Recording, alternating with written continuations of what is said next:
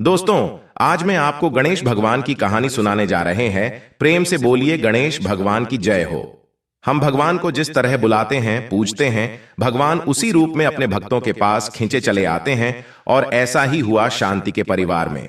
इस परिवार में शांति, उसका पति मनोहर, सास ससुर और शांति की 5 वर्ष की एक बेटी थी जिसका नाम था अशोक सुंदरी। परिवार की चाहत थी बेटे की और जन्म हुआ एक बेटी की, जिसके कारण शांति को घर में ताने झेलना पड़ते थे। शांति गणेश भगवान को बहुत मानती थी। एक दिन अशोक सुंदरी ने अपनी मां से तोतली आवाज में पूछा, मां, मेरा भाई कहां है? तो मां ने कहा, अशोक सुंदरी, तुम्हें पता है अशोक सुंदरी किसका नाम है? वह तो गणेश भगवान की बहन का नाम है। तो तुम्हारे भाई कौन हुए? गणेश जी हुए। और अशोक सुंदरी के मन में यह बात बैठ गई। वह हर रक्षाबंधन पर गणेश भगवान की मूर्ति को राखी बांधती और गणेश भगवान को अपना भाई मानकर पूजने लगे। गणेश भगवान उसके लिए उसके भाई थे। और ऐसे ही समय बीतने लगा और मां बेटी दोनों ही गणपति बप्पा का अनन्य भक्त बन गए। अब अशोक सुंदरी विवाह योग्य हो गई। उसका विवाह भी हो गया, पर समाज की विडंबना, उसका परिवार भी ज्यादा खुले विचारों वाला नहीं था। पर उसका पति योगेश बहुत समझदार था। समय समय पर योगेश को काम के सिलसिले में बाहर जाना पड़ता था। अशोक सुंदरी की सास चाहती थी कि उसके घर में पोते का जन्म हो। अशोक सुंदरी के विदाई के समय पर शांति ने एक सुंदर सा गणेश भगवान की मूर्ति अशोक सुंदरी को दिया था और कहा था, बेटी, जब भी कोई परेशानी हो तो अपने भाई गणेश भगवान से कह देना, ये सब कुछ ठीक कर देंगे।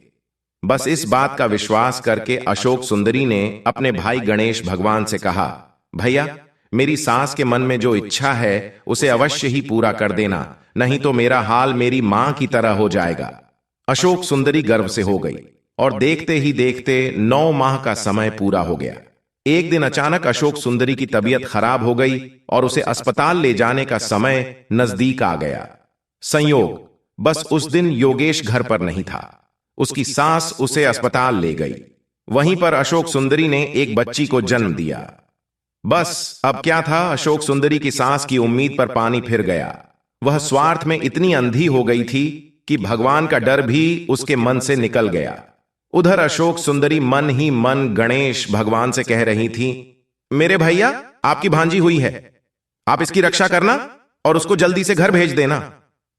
अशोक सुंदरी की सास तो अपने बेटे के आने के पहले ही अपनी बहू और अपनी पोती के लिए जाल बिछा चुकी थी। उसने एक काल कोठरी में अशोक सुंदरी और उसकी बेटी को लेटा दिया।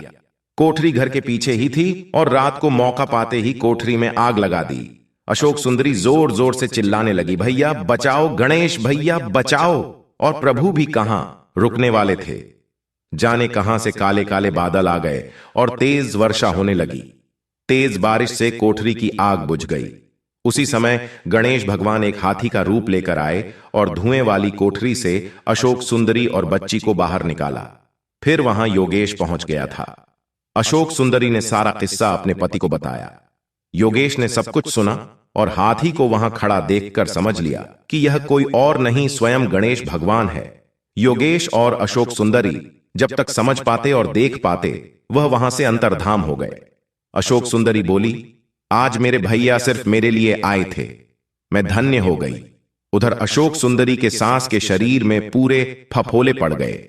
उसे गणेश भगवान के क्रोध का सामना करना पड़ा। उधर अशोक सुंदरी और योगेश अपनी बच्ची को लेकर कहीं दूर रहने चले गए और पूरा जीवन गणेश भगवान के भक्ति में समर्पित कर दिया। दोस्तों, जो कोई भगवान से रिश्ता जोड़ता है, प्रभु उसका साथ कभी नहीं छोड़ते और हमेशा हमेशा उसका साथ देते रहते हैं। प्रेम से गणेश भगवान की जय हो।